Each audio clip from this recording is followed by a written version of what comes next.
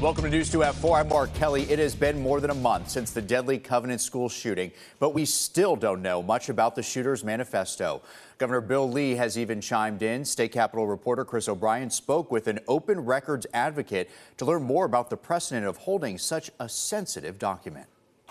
One of the problems with not releasing the material is that it has allowed conspiracy theories to blossom. Metro Nashville police originally called the materials left behind by the Covenant shooter a manifesto. The department has since walked that back, now referring to the items as writings or journals. Regardless, there are an increasing number of calls to release the material to the public. They know that they can't withhold it unless they're actually investigating and considering potential criminal charges. And that may be the case, but that is not what they've said.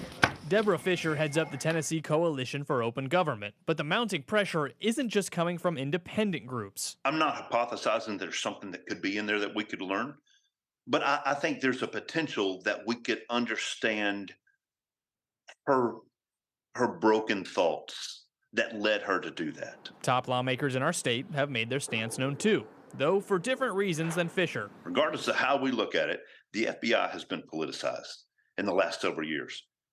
I have great concern when they're apprehensive of releasing something to the public that should be open to the public. But both Fisher and House Republican Caucus Chairman Jeremy Faison agree lawmakers should see the writings before the special session on public safety begins. They want to see, more about what were the motives in this case. They want to understand it more deeply too. So they have a legitimate interest as well. The issue has even made it to the governor, who chimed in on Twitter Thursday saying Tennesseans need clarity. I've been talking with Chief Drake's office of the Nashville Police Department, and they have indicated that they'll be releasing information about that soon. In Nashville, Chris O'Brien. As far as when that special session is remains to be seen, but today Chairman Faison told Chris that he wasn't expecting it until August, even September.